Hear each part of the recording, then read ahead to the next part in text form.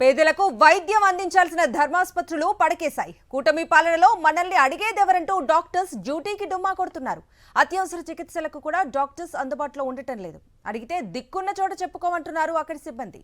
కొందరు డాక్టర్స్ ప్రభుత్వ ఆసుపత్రుల్లో జీతం తీసుకుంటూ ప్రైవేట్ ఆసుపత్రుల్లో పనిచేస్తున్నారు. అన్నమయ్య జిల్లా కేంద్రం రాయచోటి ఆసుపత్రిపై ఓ లుక్కేద్దాం.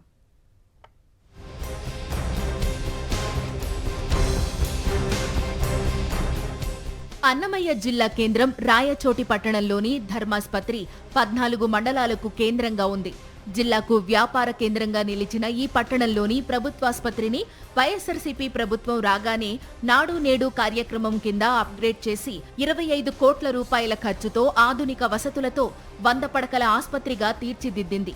ఆ తరువాత రాయచోటి పట్టణం అన్నమయ్య జిల్లా కేంద్రం కూడా అయ్యింది.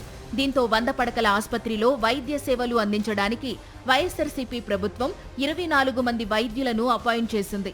గత ప్రభుత్వంలో సజావుగా విధులు నిర్వహించిన వైద్యాధికారులు ఈ ప్రభుత్వం రాగానే జీతాలు తీసుకుంటూ సొంత క్లినిక్స్ లో వైద్యం చేసుకుంటున్నారు.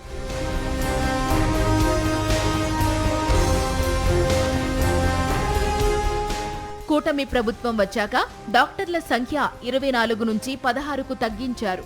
కానీ ఆసుపత్రిలో ఉండేది కంటి డాక్టర్, ఆయుర్వేద డాక్టర్, మహిళలకు వైద్యం చేసే డాక్టర్ మాత్రమే.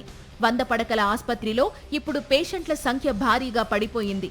గత్యంతరం లేక రోగులు ప్రైవేట్ ఆసుపత్రులను ఆశ్రయిస్తున్నారు. కార్పొరేట్ ఆసుపత్రులకు వెళ్లలేని వారు రిసెప్షన్ దగ్గర డాక్టర్ల కోసం ఎదురు చూస్తున్నారు. ఇన్ పేషెంట్ వార్డుల్లోనూ నర్సులే వైద్యం అందిస్తున్నారు. ప్రమాదాలు సంభవించినప్పుడు క్షతగాత్రులకు అత్యవసర చికిత్స కావాలన్నా కూడా రాయచోటి ఆసుపత్రిలో దిక్కు లేకుండా పోయింది.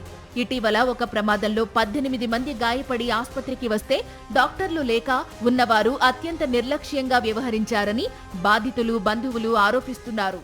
గవర్నమెంట్ హాస్పిటల్కి వచ్చినాము. గవర్నమెంట్ హాస్పిటల్లో ఒక్క డాక్టర్ డ్యూటీ డాక్టర్ ఒక డాక్టర్ ఉన్నాడు.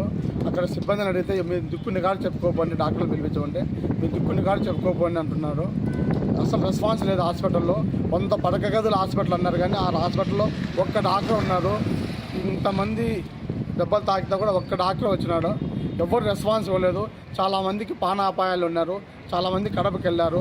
ఇంకా మిగతా పేషెంట్లు అందరూ చుట్టుపక్కల ప్రైవేట్ హాస్పిటల్కి వెళ్ళారు. చాలామందికి కాళ్ళు చేతులు ఇరిగాయి, తలకు దెబ్బలు తగిలాయి.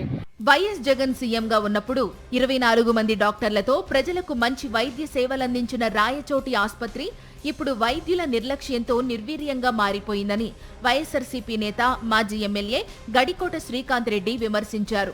ఆసుపత్రికి వైద్యులు సక్రమంగా వచ్చేలా చూడాలని ఆయన ప్రభుత్వానికి విజ్ఞప్తి చేశారు. లక్కిడిపల్లిలో హాస్పిటల్ కానీ, రాయచోటిలో హాస్పిటల్ కానీ బ్రహ్మాండంగా అభివృద్ధి చేసి అక్కడ 24 మంది డాక్టర్లు ఉండే విధంగా ఆర్డర్స్ ఇచ్చి 24 మంది పనిచేసేటువంటి వాళ్ళు. ఈ మధ్యన చూస్తే రాయచోటిలో దాదాపుగా 1000కి పైగా ఓపీ వస్తున్నారు, కానీ పేదవాళ్ళు అక్కడ సరైనటువంటి వైద్యులు లేకుండా పోతున్నారు. వైద్యులు లేకుండడమే కాకుండా అక్కడ ఉన్నటువంటి వైద్యులు అందరినీ ట్రాన్స్ఫర్ చేసేసి పేదవాళ్ళు అక్కడంతా హాస్పిటల్లో ఎక్కడంటే ఉండడము, వాళ్ళకి సరైనటువంటి వైద్యం అందించకపోవడం చాలా బాధాకరం.